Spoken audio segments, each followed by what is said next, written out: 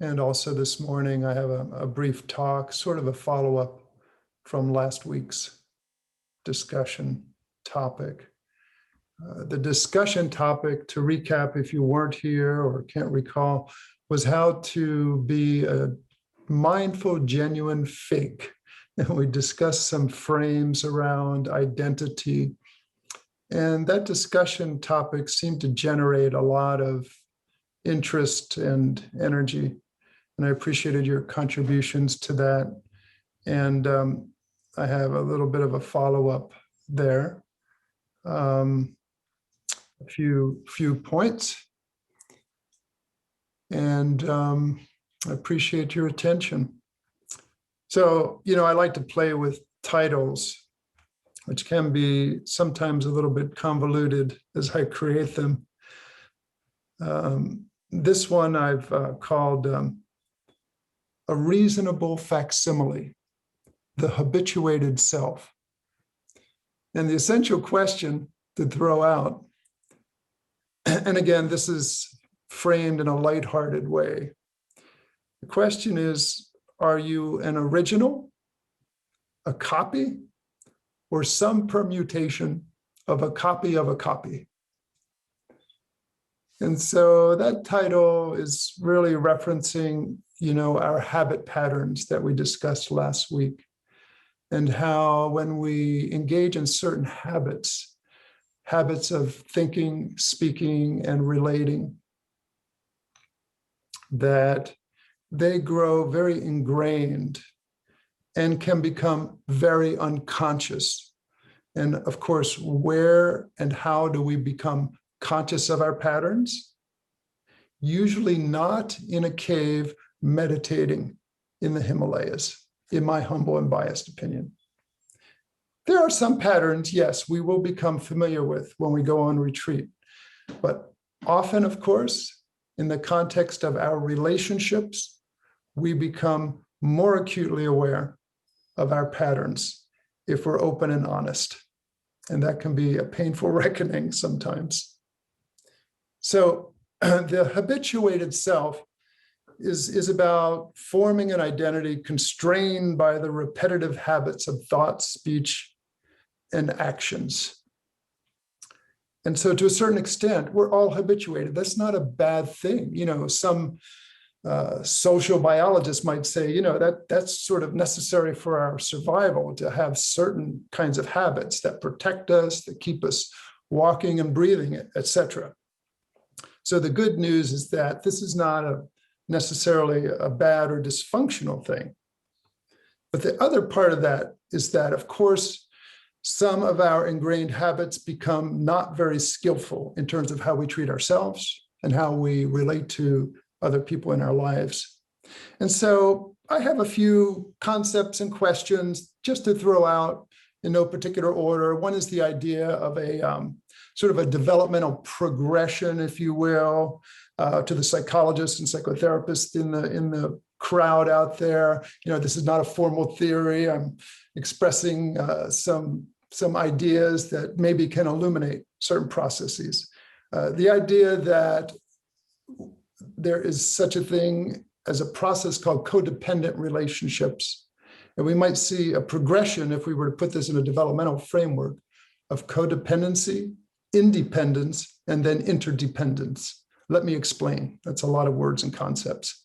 Codependence is about orienting your way of being to another person in order to please them.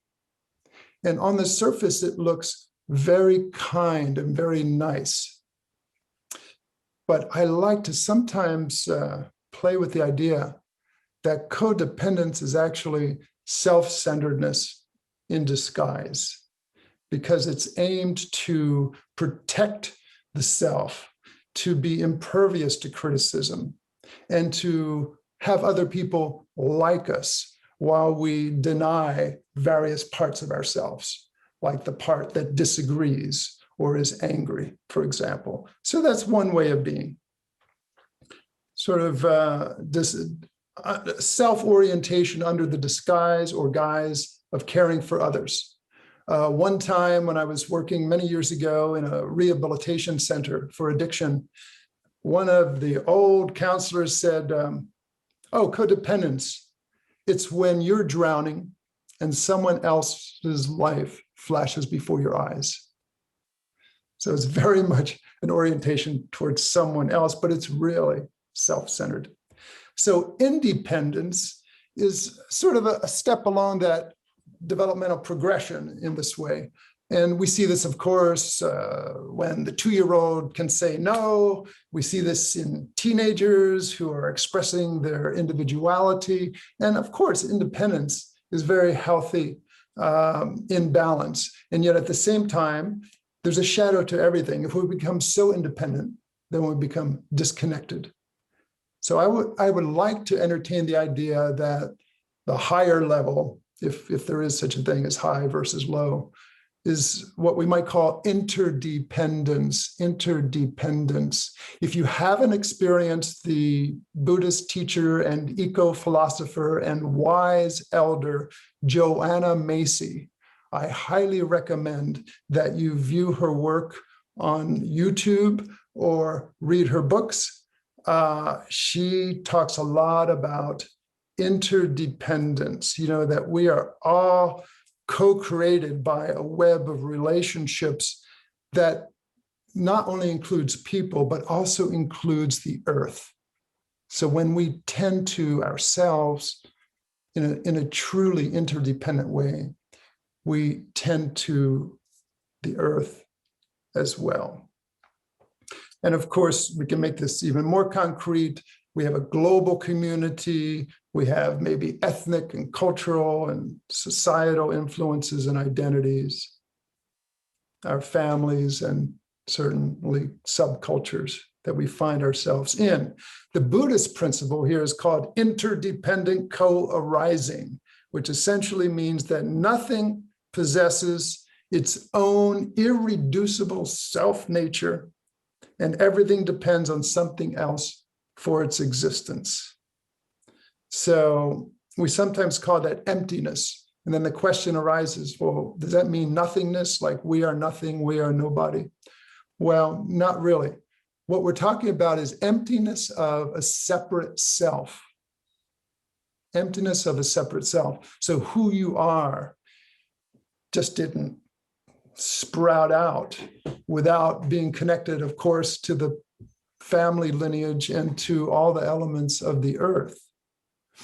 And so the practical aspect here, because that's a lot of words and concepts, is that when we can sense into our interdependence, then we can feel our connection to everybody and everything in a way that helps us to feel alive, connected to all of humanity and all of nature. And a sense, and this is, in my opinion, very, very important, and I'm not the first one to say it for sure, a sense of belonging, a sense of belonging. When we are hurting, when we are in despair, there's a sense of isolation. And yet when we're conscious of the inherent interdependence that we find ourselves in, there is this belonging, that we belong to the world, to the earth, to the web of people. And we often forget that when we're feeling lonely and in despair. And so one simple inquiry we might engage in, just the question to throw it out, who or what are you typically relating to? Who or what are you typically relating to, interacting with, thinking about? And, the other side of that is, what does that make you blind toward? What does that make you blind toward? So there is this shadow side. And so moving on, another frame is the personal narrative, the story that we keep telling ourselves, which can be absolutely beautiful, but can also be very limiting. For example, the story of being a spiritual person may conflict with behavior that is really less than spiritual, making you psychologically blind to non-spiritual ways of being, the shadow side of spirituality. Last week, I talked about seeing the self as a creative process. And as a creative process, we might think that there's a certain mythology that we are fulfilling, often, in my way of thinking about it, often formed by your earliest relationships and the patterns you create from those earliest relationships. So the inquiry here has to do with asking yourself, what is your primary personal myth? What is your primary personal myth? And how does that myth influence your approach to life and your relationships to self and others? So, for example, just to use a common example, if your primary myth has to do with defending yourself against the belief that you are, let's say, unlovable, then that will create a whole web of relationships that will probably attempt to validate that unlovability or maybe push people away so that they can't express their love and tenderness toward you.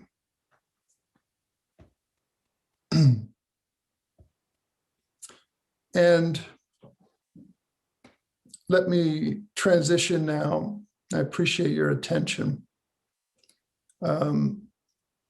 Going back to, because we talked a bit about self-identity here in different frames, going back to the Buddhist notion of non-self, there's a shadow side there. So clinging to this idea of there's no self or it's all empty can sometimes be a blanket cover-up of discomfort with regard to emotional experiences, perhaps not declaring a personal preference or opinion, or taking any personal, individuated stand. So, thank you for taking that all in. I want to conclude this piece with two quotes. One I've quoted before, but it's a wonderful reminder by the Buddhist scholar Robert A.F. Thurman.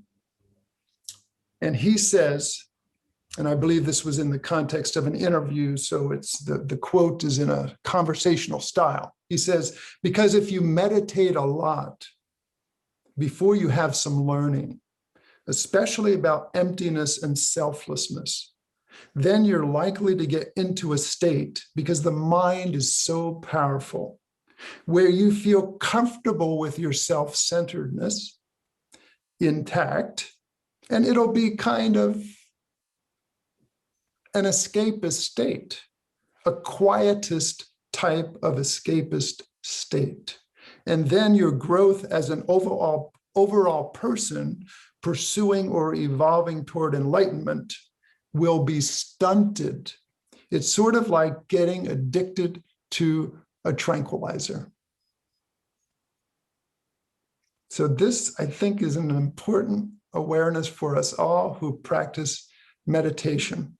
Meditation, of course, can open us up and help us to integrate internally and externally, but it also can be a cover-up if we're not careful. And often being in community can really help us with those kinds of methods of covering up, or being in any relationship that's honest. And then the last quote, very pithy, by Wei Wu Wei. I love this quote. Play your part in the comedy, but don't identify yourself with your role. Play your part in the comedy, but don't identify yourself with your role. To me, that quote says just about everything in terms of what I'm trying to point toward in this moment, that we can adopt certain roles. That's not who we are unless we identify with them. And so, my friends, I appreciate you taking that in. And I want to invite you to think about, this idea of identity and perhaps how identity can be constraining, how it showed up in your life, how it limits, and how you move beyond it, and how also our meditation practice, because this is the focus here, how our meditation practice can assist us in liberating ourselves from these identities that tend to constrain being.